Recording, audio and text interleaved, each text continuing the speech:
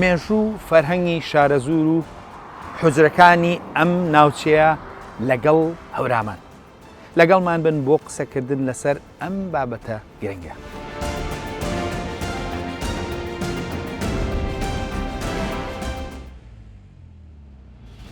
زۆر جار لە ناوماندا کە ئاماژە بە شارەزور دەکرێت وەک شوێنێکی دوورە دەست و هەندێک جار تا ڕادەیەکیش وەک شوێنێکی ناشارستان ئاماژەی پێدەکرێت.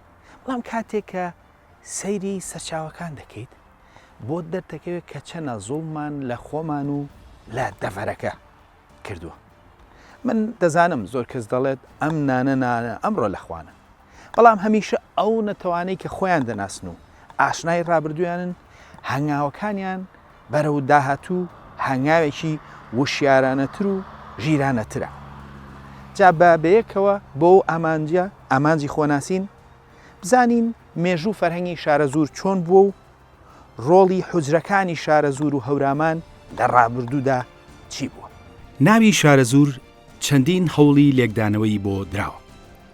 بە شێوە سادەکەی یاقوتی حەمەوی نزیکی 800 ساڵ لەمەوبەر دەیبەستێتەوە بە زۆری کوڕی زوو حاکەوە و چەند لێکدانەوەیکی تری سادەی تریشی بۆ کراوە بێ توێژینەوەی ورد. بەڵام باشترین لێکدانەوەی قوڵ و زانستی لەلایەن مامۆستا تۆفیق وەهبیەوە بۆ کراوە و ئەو دوای ئەوەی کە سەیری هەموو ئەگەرەکان دەکات بە پێکهاتەی شار لەگەڵ زور لێکی دەداتەوە کە مانای شاری نزم یاخود قوڵ دەدات کە لەگەڵ سروشتی ناوچەکەدا گونجاوە. تۆفیق وەهبی وەک نمونەش ناوی شوێنێکی تری کوردستان دەهێنێتەوە کە بریتیە لە شیوە زور کە بە مانایی شیوی قوڵ یاخود نزم دێت. ناوچەی شارەزور ناوچەیەکی دێرینە، بەڵام پێشەوەی باسی مێژووی بکەین بابزانین شارەزور کوێ دەگرێتەوە. ئەمڕۆ شارەزور بەگشتی ئەو ناوچەیە کە بە دەشتی شارەزور ناسراوە و لە باشووری ڕۆژهەڵاتی شاری سلێمانیەوە دەست پێ دەکات. بەڵام لە ڕابردوودا فراوانتر بوو و بنزیکی لە دوای بازیانەوە بە شارەزور ناو هاتووە. بەگشتی لە دوای دەربەندی بازیانەوە شارەزوری مێژوویی بووە و لە سەردەمی عوسمانی و لە سەدەی 16ی زاینیدا کەرکووکیش بەشێک بوو لە شارەزور و تێکەڵی کراوە. بەڵام وەک ئاماژەی پێکرا بەگشتی لە دەربەندی بازیانەوە شارەزوری مێژووی بووە. ئەمجا کاتی ئەوە هاتووە باسی مێژووەکەی بکەین. ئێمە بۆ ئەوەی باسی مێژووی شارەزور بکەین ئەبێ ئەوە بزانین کە قۆناغی پێش مێژوو قۆناغی مێژووی هەیە. قۆناغی پێش مێژووی شارەزور وەکو زۆربەی ناوچەکانی تری کوردستان قۆناغێکی دەوڵەمەندە. بۆ نمونە لەم گوندەی پژمنەوە کە بێسانسورە تەمەنی نزیکی 11,000 ساڵە، بۆ ئەتوانم بڵێم 11,000 ساڵ زیاترە. لەم گوندە سەرەتاکانی نیشتەجێبوونی مرۆڤ واتە پاژماوەی سەرەتاکانی نیشتەجێبوونی مرۆڤ دۆزراوەتەوە و دەستگا ئاکادیمیەکان لێرە کنەوپشکنینەکەن بە ئامانجی تێگەیشتن لە قۆناغەکانی ئەو قۆناغە گرنگە چۆن مرۆڤی ڕاوکەر بوو بە مرۆڤی نیشتەجێ. دواتر قۆناغی مێشوو دەست پێ دەکات کە ئەویش 5,000 ساڵ لەمەوبەرە. شارەزور لەو قۆناغەشدا مێژوویەکی دەوڵەمەندی هەیە. ئەمەی تا ئێستا باسکرا قۆناغی پێش مێژوو بوو. قۆناغی مێژوو لەو کاتەوە دەست پێ دەکات کە نووسین دەستی پێکردووە کە لەلایەن سۆمەریەکانەوە نزیک 5,000 ساڵ لەمەوبەر دەستی پێکردووە. لە ڕاستیدا هەر لە سەرەتاوە ئەم دەڤەرە گرێدراو بووە بە ناوچەی خوارووی مێسۆپۆتامیا، بەڵام بەپێی تەمەنی شوێنەوارەکان شارستانیەکە لە باکوورەوە چوە بۆ خوارەوە نەک بە پێچەوانە، واتە شوێنەوارەکانی کوردستان لەوانەی خوارەوە دێرینترن. لە لیستی پاشا سەرەتایەکانی سۆمەردا کە ناوی ئەو پاشایانەی تێدایە بۆ ماوەیەک حکمی ناوچەکەیان لەسەرەوە بۆ خوارەوەی خاچی نێوان دوو ڕووبارەکەیان بەدەستەوە بووە، ناوی پادشای هەمازی یاخود خەمازی هاتووە کە بۆ ماوەیەک حکمی خوار و سەرەوەی مەسۆپۆتامیای بە دەستەوە بۆ و پاشای گەورەی ناوچەکە بووە. دواتر دەسەڵاتی لێوەرگیراوەتەوە و بە شێوەی پچڕ ناوی دەوڵەتە شاری خەمازی هاتووە. چەند توێژینەوەیەک ئاماژەی بەوە کردووە کە هەمازی یاخود خەمازی نزیک سلێمانی بێت بێ دەستنیشانکردنی شوێنەکە. بەڵام زۆر لە ئەگەرەکان ئاماژە بەوە دەکەن کە خەمازیان هەمازی هەر خەمزەی ئەمڕۆ بێت لە نزیک سلێمانی. هەروەها لە یەکێک لە ئەفسانە سۆمەریەکاندا ئاماژە بەوە دەکرێت کە سەرەتا بە یەک زمان لە هەموو لایە قسە دەکرا و زمانی سۆمەری لە هەمویان لەو شوێنانەدا قسە دەکرا. یەکێک لەو جێگەیانەی ئەفسانە سۆمەریەکە ناوی خەمسە و شنگار یاخو سنجار و چەند شوێنێکی تریش هاتووە. بەو جۆرە خەمزە لە سەرەتایی شارستانیەتەوە ناوی هاتووە. ئەم دەوڵەتە شارەگرنگە وردە وردە دەسەڵاتی ڕووە و لاوازی چووە. لە تەکیدا دەوڵەتێکی نوێ وەک شوێنگرەوەی دەوڵەتی سیمیروم نزیکەی 4200 ساڵ لەموبەر دەرکەوتووە. دەوڵەتی سیمیروم لەوەچێ لە نزیک شاری دەربەندیخانی ئەمڕۆ بوو بێت.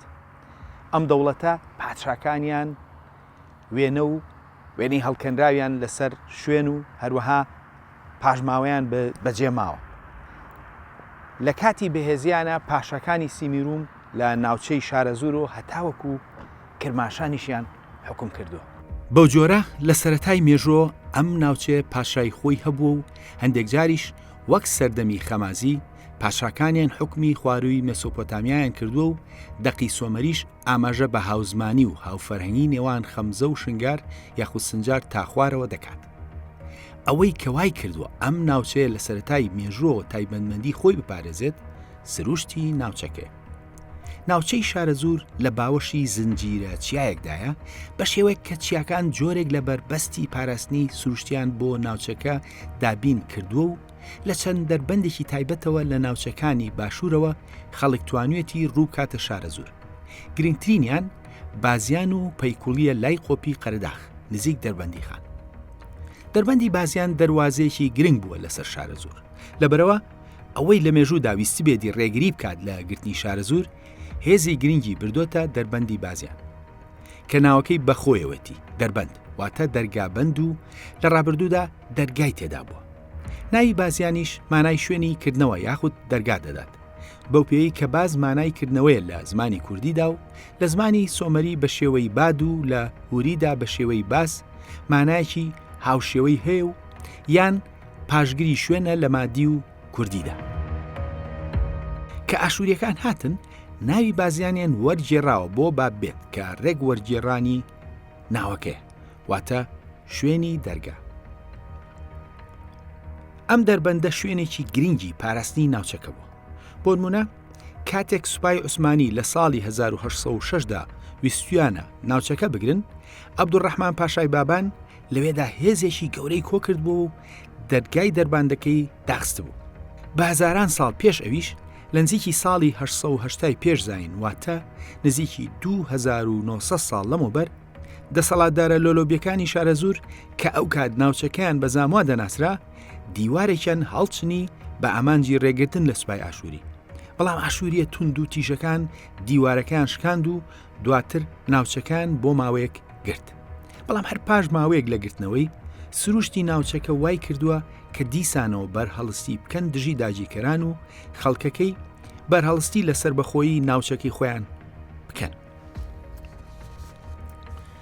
جگە لەو بربەستە سروشتی کە ناوچەکە هی بووە بە پیتی دەشتی شارەزور وای کردووە کە ناوچەکە بتوانێت ئابووریەکی بەهێزی هەبێت بە تایبەت کە لە ڕابردوودا کشتتوکاڵ سەرچاوێکی گرنگی دارایی بوو. ئەوە وای کردووە کە دەشتە بە پیتەکە پاڵپشتی یاخیبوون و لە هەمان کاتدا خوێندنگەی گرنگی ناوچەکە بکات کە بە حوجرەکان دەناسران و دواتر زیاتر لە سەریان دەدوین. ئێمە تا ئێستا زانیاری مێژویی و هەندێک زانیاری گشتیمان لەسەر شارەزوردا.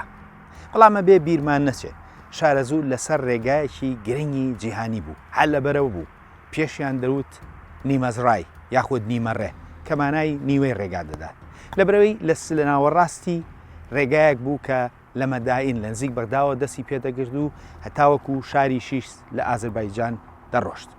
ئەم ڕێگایە لە بەغداوە دەهات و بە نزیک پەیکوڵی لای قەرەداغەوە تێپەر دەبوو بەرەو شارەزور. ئەو کات شاری شارەزور شاری خورماڵ بوو.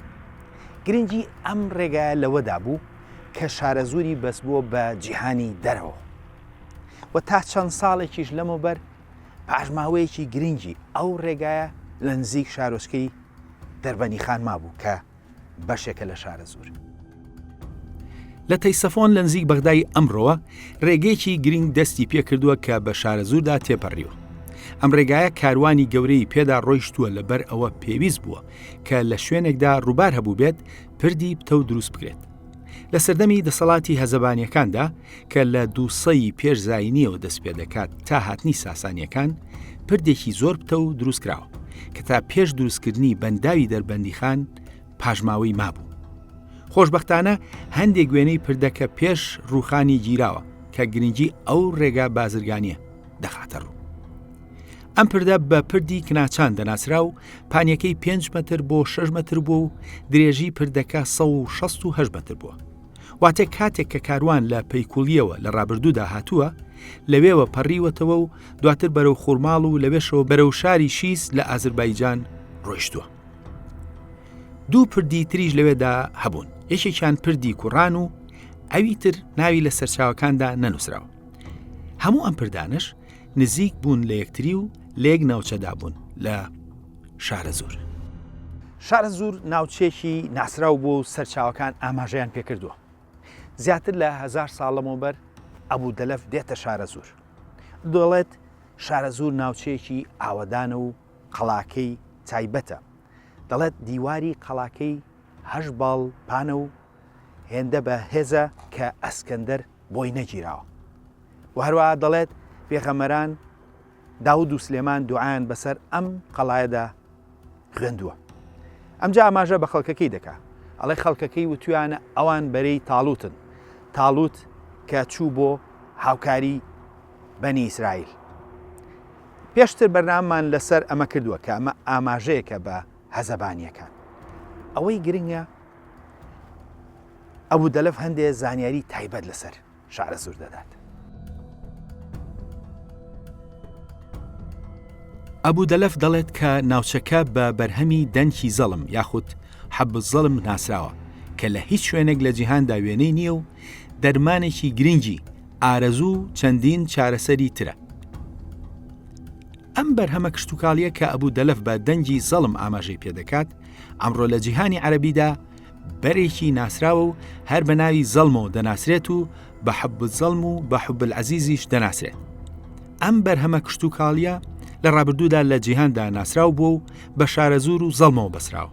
تەنانەت نووسەری هۆڵەندی ئۆلفە داپەر لە پەرتوکەکەیدا کە لە ساڵی 1680دا دەرچووە و ئاماژە بە شارەزوور دەکات، ئەوی ژێکێ لە شتە گرنگەکانی شارەزوور ئەو بەرهەمە کشتتوکاڵیە کە ناوی دەهێنێت. ئەو ئاماژە بە دەنکی زەڵم دەکات و تەنانەت دوێنەی شارەزووریەکانی کێشاوە لە کاتی لێکردنەوەی دەنکی زەڵم. ئەمڕۆکە لەسەرەوە هیچ بەرێکی نەبووە و بەرەکە وەک گۆبکە لەسەر ڕێگەکەی دروست بووە و ئەو لە پەرتوکەکەی وەسفی دروستی ئاسیادا وێنەی کێشاوە. بەداخەوە قسەم لەگەڵ چەند کەسێکی ناوچەکە کردووە، بەڵام تا ئێستا کەسم نەناسیوە کە ئاشنای ئەو بەرە بێت کە ناوچەی زەڵمی پێناسراو بووە.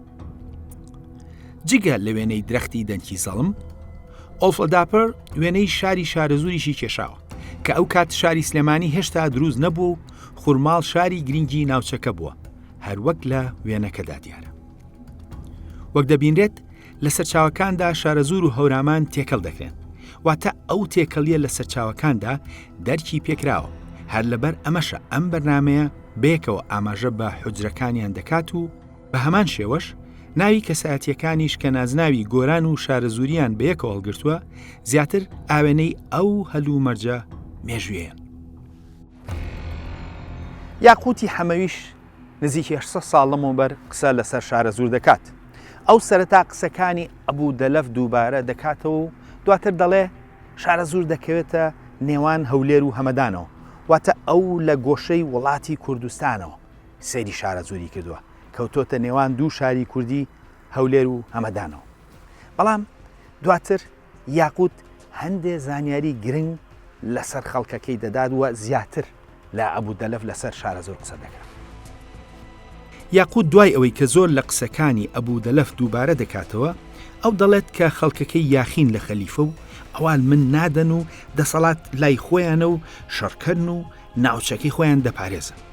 یاقوت هەروەها ئاماژە بەوە دەکات کە لە چیاکانی ئەو ناوچانە خەڵکی ڕێگری تێدایە و ئەمجا دەڵێت کە هێندەی زانا و پیرمەند و قازی و کەسایەتی دێدایە کە مرۆڤ توانای ژمارنیانی نییە.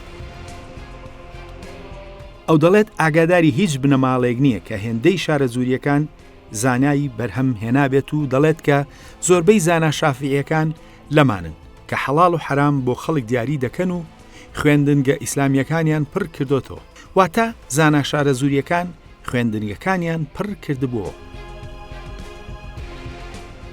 لە ڕاستیدا ئەو قسانەی یاقوت لەلایەن توێژەری عەرەب دکتۆر عەبدوڵڵای حەیانی کە لە ساڵی 2011دا دەری کردووە دووپات دەکرێتەوە. ئەم توێژەرە توێژینەوەیکی نووسیوە بە تایبەت لەسەر کەسایەتیە کوردەکانی خەڵکی شارەزور لە سەرنجدەمی ئیسلامدا. توێژینەوەکە لەژێر ناونیشانی زانا و کەسایەتیەکان کە بە بنەچە شارەزوری بوون لە ساڵی 20 هیجری بۆ 8 هیجری.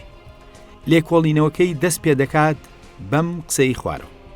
شارەزور شارێکە لە کوردستانی عێراق لەسەر خاچێکی تەختایی دروست کرا و بە ناویەوە دروست کرا و خەڵکێکی زۆری بەناوبانگ لە زانا و تارخوێن، قازی، شاعیر و سەرکردە سەر بەوێن.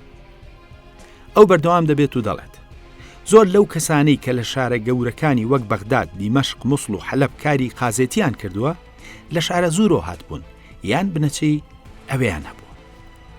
بەو جۆرە بەپێی سەرچاوە مێژوویەکان و توێژەرانی ئەمڕۆژ سەدان کەسایەتی مەزن لە شارە زورۆ پێگەیشتون و دەیان کەسایەتی جیهانی لەم دەڤەرەوە هاتووە. ئەم کەسایەتیانە زۆربیان لە شارە زور خوێندویانە و لەوێ بناغی زانستیان وەرگرتووە و دواتر ئەو زانست و زانین و ڕوانگە کوردانی خۆیان بە جیهاندا بڵاو کردوتەوە. حوجرەکانی شارە زور و دەوروبەری کە هەورامانە ناوەندی فکری و زانستی سەردەمی خۆیان بوون. وردەکاری ژیانی هەندێک لەو کەسایەتیانە ئەو بابەتەمان زیاتر بۆ ڕوون دەکاتەوە. ئێرە خانەقای بیارێ، لێرە حوجرە هەیە و فەخێژ لێرە خوێنن. لە ڕابردوودا ئەم فەقیانە هەر لەم خانەقا و حوجرانەی ئێرە و شارە زوردا کە تەواوکەری یەکن لەوێ خوێندویانە. لەوانە بۆ زۆری نەمان لەوانەیە تۆزێ گران بێ بڕوا بکەین کە 1000 ساڵ لەمەوبەر ئەم فەقیانە فەلسەفە و ئەندازە و ئەستێرەناسی و لۆجیکیان خوێند بێت. ئەوەش لەبەرەوەی ئەو وێنە نەرێنیی کە لە هزرماندا دروست بووە. بەڵام ڕاستیەکەی کاتێک دەچینە قوڵایی مێژووە و هەندێک لە کەسایەتیەکان دەناسین ئەوە بۆ چوومان دەگۆڕێت. یەکێک لەو کەسایەتیانەی کە پەروەردەی ئەم ناوچەیە و کەسایەتیکی جیهانیە ئیبراهیم کوردی گۆرانی شارە زوریە. ئەم کەسایەتیە من لە دڵمە و ڕۆحمەوە زۆر نزیکە و ئێستا هەندێ وردەکاری ژیانی ئەم زانایە ئەو پێشینە و ئەو ڕابردووە دێرینەی حوجرەکانی شارە زور و هەورامانمان پێدەڵێت. لە ساڵی 1616دا لاوێکی کورد لە گوندی شارانی لە دایک بووە کە زۆربەی توێژینەوەکان ئاماژە بە گوندێک دەکەن لە باشووری مەریوان. ئەو لەوێ لای دوو زانایتری گۆران زانستی خوێندووە. ئەو لای مەلا عەبدولکەریمی گۆرانی و مەلا محەممەدی گۆرانی زانستە بنەڕەتیەکانی ئەو سەردەمەی خوێندووە. لە سەرەتادا جگە لە حەدیث هەموو زانستە بنەڕەتیەکانی ئەو سەردەمەی وەکو ئەستێرەناسی، ئەندازە، زمانی عەرەبی، کەلام، فەلسەفە، ئەستێرەناسی و لۆجیکی هەمووی لە حوجرەکانی ناوچەکەدا خوێندووە. دواتریش زانستی زمان و ئوسوڵی فقه و زانستی فقه و فقهی شافعی خوێندووە. واتە 400 ساڵ لەمەوبەر لە حوجرەکانی ئەم دەڤەرەدا فەلسەفە و ئەندازە و لۆجیک و ئەستێرەناسی و چەندین بابەتی زانستی تر خوێنراوە. بەدڵنیایی ئەو لەم حوجرانی شارە زور و هەورامان خوێندوێتی و هەر لەبەر ئەوەشە کە نازناوەکەی شارە زوری و شارانی و گۆران و کوردی لەخۆ گرتووە. دوای ئەوەی کە ئەم زانستانی هەمووی لە حوجرەکانی کوردستان خوێندووە، دواتر لە ساڵی 1644دا دەچێتە بەغدا و لەوێ تەفسیر دەخوێنێت. بەڵام لە بەغدا خۆی دەبێتە مامۆستا. واتە برایم کوردی گۆرانی ئەو زانستەی کە لە کوردستان فێری بوو یەکسەر کردوێتی بە مامۆستا لە شارێکی وەک بەغدای ئەو سەردەمەدا. ئەوەی گرنگە ئەم زانا مەزنە کووردە 4 خوێنکاری خۆی دواتر لەسەر خۆی و ژیان و خوێندن و وانەکان و بۆچوونیان نووسیوە. ئەو بۆ بە سەرچاوی تێگەیشتنی هەندێک لایەنە شاراوەکانی ئەو سەردەمەی کوردستان. یەکێک لەو شتانی کەمایی سەرنجە برایمی کوردی گۆرانی بە خوێندکارەکانی گوتووە کە ناوچەکەی خۆمم بەجێهێشت وام دەزانی هیچ شوێنێک نییە لە جیهاندا ئێستا کەشت مەبەسی لە سەردەمی خۆیەتی هێشتا حەدیث بە شێوەی نەرێتیانە بخوێن و بڵێن فلان وتی و فلان بۆ ئەوی گێڕایەوە و بە عەرەبی نووسێتی حەدەثەنا و ئەخبەرەنا. دیارە لە شارە زوور هەوراماندا چیتر فلان گێڕایەوە فلان وتی جێی متمانە نەبووە، بۆیە لە حوجرەکانی سەردەمی ئەودا ئەو زانستە نەبووە. هەر لەبەر ئەوە بووە ئەو بەشانەی لە دەرەوەی شارە زوور و هەوراماندا خوێندووە، واتە لە دەڤەری هەورامان و شارە زوور لەسەر ئەو ڕێچکەیە نەڕۆشتوون. ئەو هەرچەندە عەرەبی خوێندووە و زانیوێتی، بەڵام وەک کوردێک گوتنەوەی وانە بە عەرەبی سەرەتا بۆی گران بووە، زۆری نەخایاندووە کە بەسەر ئەوەشدا زاڵ بوو و لە بەغدا بە زمانەکانی کوردی و عەرەبی و فارسی وانەی گدۆتەوە. دواتر هەندێک لە تورکەکان لە بەغدا داوایان لێ کردووە وانەش بۆوان بڵێتەوە. ئەو بلیمەتە لە ماوەیەکی کووردا تورکی فێر بوو و وانەی بەوانیش گوتۆتەوە. ئەم زانا گەورەیە کە خۆی بە کورد و گۆران و شارە زووری و شارانی ناساندووە کەسێکی ئەوداڵ بووە، ئەو ئەوداڵی زانست بووە. هەر لەبەرەوەی ڕووی کردوتە بەغدا و لەوێ ساڵ و نیوەک وانەشی خوێندووە و وانەشی گوتۆتەوە. دواتریش بەرەو دیمەشق لەوێش 4 ساڵ خوێندوێتی و وانەشی گوتۆتەوە. ئەمجا بۆ ماوەیەکی کەم بە میسردا تێدەپەڕێت و دەمێنێتەوە و دوا ئامانجی حیجاز بووە. دەبێت بزانین حیجازی سەدەی 17هەم لە حیجازی ئەمڕۆ جیاواز بووە. ئەو کات هێشتا فکری وەهابی زاڵ نەبوو بەسەر حیجازدا، لەبەرەوە لەوێ زانستەکانی وەکو فەلسەفە و تەسەووف و تەنانەت تیۆریەکانی مۆسیقاش لە حیجازدا لەو سەردەمەدا خوێنراوە. هەر لەبەر ئەمەیە ئەم زانا کووردە پەنای بۆ حیجاز بردووە وەک دوا ئامانجی گەشتەکەی. ئیبراهیم کوردی گۆرانی پاش خوێندنی زیاتر لەلای یەکێک لە سۆفیەکانی مەدینە کە بە قەشاشی دەناسراو و دوای کۆچی دوایی قەشاشی ئەو دەبێتە پیرمەندی گەورەی سەردەمی خۆی لە بواری تەسەووف و بە تایبەت ئەو لەژێر کاریگەری ئیبن عەرەبیدا بوو. برایم کوردی گۆرانی یەکێک لەوانەیە کە دەبێتە پیرمەندی ڕێچکە سۆفیگەریەکانی شاتری و چەشتی و نەقشبەندی و قادری. هەروەها کاریگەری هەردوو زانای کوردی سوورەوەردی سۆفی و سوورەوەردی فەیلسوفی لەسەر بووە. ئەوەی مایی سەرنجە ئەم زانایە نزیکی 150 ساڵ پێش مەونانا خالید بۆ بە پیری ڕێچکەی نەقشبەندی. بەو جۆرە ئیبراهیم کوردی گۆرانی شارە زووری کاریگەریەکانی دەبێتە کاریگەری جیهانی. بۆ نمونە زۆربەی ئەو خوێندکارانەی لەو سەردەمەدا ڕوو دەکەنە حیجاز ئەوە پەنا بۆ ئەم زانا کووردە و دواتریش زانا کوردەکانی تر دەبن. لە ئەنجامدا ئەو ڕوانگە سۆفیگەریە کوردیە لەگەڵ ئەم پرۆسێدا دەگوێزرێتەوە بۆ ئەندەنووسیا و لە ئەنجامدا هەندێک لە کاری زانا کوردەکان ئەمڕۆ مامەڵەی پەرتووکی ستاندەردی لەگەڵ دەکرێت لە ئەندەنووسیادا.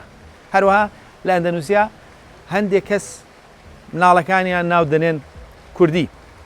بەو جۆرە ئیبراهیم کوردی گۆرانی شارە زووری کاریگەریەکانی لە مەغریبەوە هەتاوەکو ئەستەمبول هەتاوەکو ئەندەنووسیا و تەنانەت هندستانیش ڕۆشتووە. بۆ نمونە کاتێک لەو سەردەمەدا واتە سەدەی 17هەمی زاینی مشتومر دروست دەبێت لە سەر لێکدانەوەی بۆچوونەکانی ئیبن عەرەبی لە هندستانەوە پەنا بۆ گەورەترین پیرمەندی ئەو سەردەمە دەبن. ئیبراهیم و بە ئامانجی ئەوەی کە ئیبراهیم بۆیان یەکلا بکاتەوە و وەڵامەکەی ئیبراهیم کوردی گۆرانی شارە زووری لەسەر بابەتەکە دەبێتە وەڵامی یەکلاکەرەوە بۆ ئەوان. بەو جۆرە ئیبراهیم کوردی گۆرانی لە هەموو ڕوویەکەوە دەبێتە کەسایەتیەکی جیهانی و دەیان بەرهەمی لێبەجێ دەمێنێت. ڕاستیدا بەرهەمە نووسراوەکانی سەر و سەدن و هەندێک توێژەر 112یان دەستنیشان کردووە و زۆربیان هێشتا بە دەستنووسی ماونەتەوە و توێژینەوەیان لەسەر نەکراوە. ئەمڕۆ بەرهەمە دەستنووسەکانی ئەم زانایە بە هەموو کتێبخانەکانی جیهاندا بڵاو بووەتەوە. کاریگەری زانا و پیرمەندە سۆفیەکانی شارەزور و هەورامان بە شێوەیەک بووە. لە سەرەتای سەدەی 20دا ئێدمۆنس ئاماژە بە سەرسوڕمانی خۆی دەکات کاتێک کە دەبینێت خانی گەورەی هەموو تاڵیشەکانی ئێران بە قسەی ئێدمۆنس نزیکەی 650 کیلۆمەتری بڕی بوو بۆ ئەوەی کە بێت بۆ سەردان و دەزماچکردنی پیرمەندە نەقەشبەندیەکانی هەورامان لە کوردستان. مرۆڤ کاتێک کە ئاشنای وانەکانی حوجرەکانی ڕابردووی کوردستان دەبێت بۆی دەردەکەوێت کە بۆ کوردستان لە ڕابردوودا کەساتی جیهانی بەرهەمهێنراوە. وەک پێشتر ئاماژەمان پێکرد ئێمە لە ڕێگای وانەکانی ئیبراهیم کوردی گۆرانی شارەزوریەوە بۆمان دەرکەوت کە لە ڕابردوودا لە شارەزور و هەوراماندا فەلسەفە و ئەستێرەناسی و ئەندازە و لۆجیک و چەندین زانستی تری گرنگ خوێنراوە. لە ڕاستیدا مرۆڤ کاتێک کە ئاشنای کەسایەتی تری شارەزوری پێش ئیبراهیمیش دەبێت ئەو ڕاستیەی بۆ دڵنیا دەبێتەوە کە خوێنی زانستی فەلسەفە و لۆجیک لە شارەزوردا لە ئاستێکی جیهانیدا بوو. پەرتوکەکانی شەمسەددینی شارەزوری ئەو ڕاستیە دەسەلمێنن کە نەک هەر فەلسەفە خوێنراوە بەڵکو لە پێش ئیسلامدا زمانی یۆنانی و لاتینیش خوێنراوە. شەمسەددین لە پەرتوکەکەیدا سەرەتا ئاماژە بە جیاوازی زمانەکان یۆنانی و لاتین و شوێنی قسەکردنیان دەکات و دواتر لە فەیلسوفە سەرەتایەکانی پێش یۆنان و یۆنانیەکانەوە تا سەردەمی خۆی ئاماژە بە فەلسەفە دەکات. ناو وردەکاری فکری ئەو فەیلسوفە دێرە یۆنانیانەی کە لە پەرتوکەکەیدان ئەوە دەردەخات کە شەمسەددینی شارەزوری و شارەزوریەکان بە قوڵی ئاشنای فەلسەفە یۆنانی بوون. هەریەک لە پەرتوکەکانی ئەم زانا کوردە شارەزوریە بەشێکن لە ڕابردووی فکری دەوڵەمەندی کوردستان بەگشتی و شارەزور و هەورامان بەتایبەت.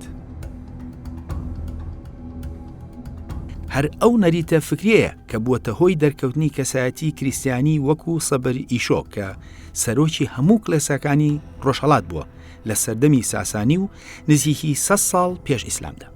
سەبەر ئیشۆش خەڵکی شارەزور دەبێت و لە شارەزورۆ دەست پێ دەکات و دواتر لە قۆناغێکدا دەگەڕێتەوە بۆ شارەزور و 5 ساڵ لە هەمان گوندی لە دایکبوونی ئیبراهیم کوردی گۆرانی شارەزوریدا دەچێتە خەڵوەتەوە لە گوندی شارانی. واتە ناوچەکە لە پێش ئیسلامیشدا شوێنی خەڵوەتگەری و فکری عیرفانی بووە و ناوەندێکی فەرهەنگی بووە و کەسایەتی ژیانی هێناوەتەکایەوە. یان کەسایەتی وەک ناتانیێڵی شارەزوری کە قەشەی شارەزور بووە و لە ساڵی 1612دا لە دایک بوو و خاوەنی چەند پەرتوکێکە لەسەر ئاینەکانی مانی و زەردەشتی و هەندێکیان بوون بەهۆی زیندانیکردنی بۆ 6 ساڵ و دواتر کوشتنی لەلایەن ساسانیەکانەوە. واتە لەو سەردەمەوە قسە لەسەر زەردەشت و مانی و فکریان کراوە و ئەو پێشینەیە لە کارەکانی فەیلسوفی کورد شەمسەددینی شارەزوریشدا ڕەنگ دەداتەوە. ئەویش بە قوڵی لەسەر هەندێک لایەنی فکری هەردوو پێغەمبەران زەردەشت و مانی دەدوێت.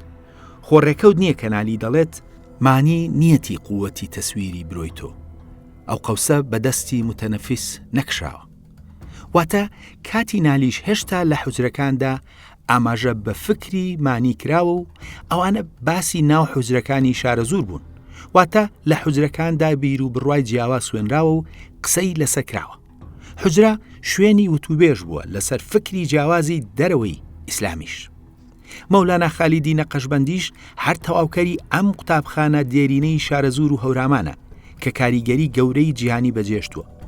بەو جۆرە لە شارەزور و هەوراماندا نەریتێکی دێرینی فکری و سۆفیگەری هەبووە کە ڕێگەکەی زۆر پێش ئیسلامە و دواتر لەگەڵ هاتنی ئیسلامدا ئەم ڕێگە عیرفانیە تێکەڵ بە ئیسلام بووە و بەهۆی ئەو پاشخانە فکریە دەوڵەمەندە دێرینەوەیە کە دەڤەری شارەزور هەورامان توانیوێتی کاریگەری لەسەر ئاینی ئیسلام دروست بکات و تا ڕادێک وەک حەوزەی مەزهەبی شافعی کوردی ڕۆڵ ببینێت.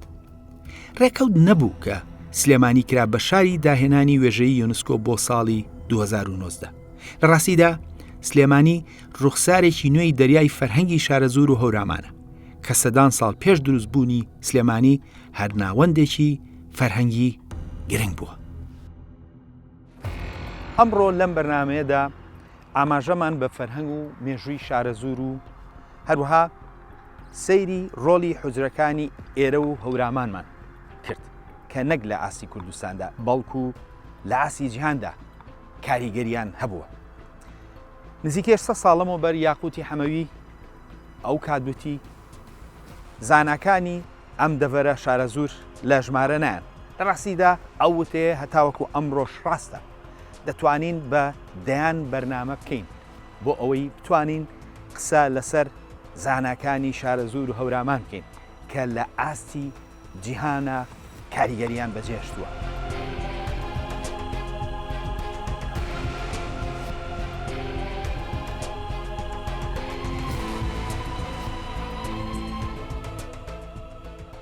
بەدڵنیایی نابێ ئەمە وامان لێ بکە کە وا بزانین هەر شارە زوور و هەورامان ئەو ڕۆڵیان هەبوو. لە ڕاستیدا گەر سەیری مێژووی هەر ناوچەیەکی وەکو کەرکووک، هەولێر، ئاکرێ، ئامێدی یاخود ئورفە، ماردین، کرماشان، سنە هەست شوێنە لەم شوێنانە بکەین بەوردی ئەوە بۆمان دەردەکەوێت کە چەند بە فەرهەنگ و مێژووی خۆمان نائاشناین.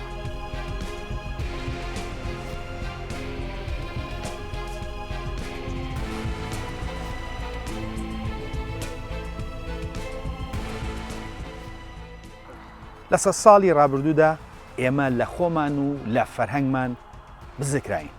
ئێمە چیرۆکێکی درۆینەمان بۆ هەڵبەسراوە و لەو چیرۆکەدا پێمان گوتراوە کە ئێمە هیچ نین. هێندەش ئەوەمان پێوتراوە خەریکە ڕوا دەکەین. بەڵام کاتێککە لە دەرەوەی ئەو تێگەیشتنە سیاسی هەڵبەسراوەدا سەیری ناوچەکانی کوردستان و مێژوەکەی دەکەین بۆمان دەردەکەوێت کە چۆن ئێمە لە خۆمان بزرکراین. بەرنامەی خۆناسین لەو هەوڵەدایە کە هەموو ئەو هەڵە تێگەیشتانە هەڵوەشێنێ و جارێکی تر لەسەر بناغەیەکی زانستی خۆمان پێ بناسێنێتەوە. ئەوەش بە ئامانجیەوەی خۆمان بناسین وەک ئەوەی کە هەبووین و هەین، نەک وەک ئەو ڕوخسارە درۆینەی کە بۆمان دروستکراوە. تا بەرنامەیەکی تر خواتان لەگەڵ.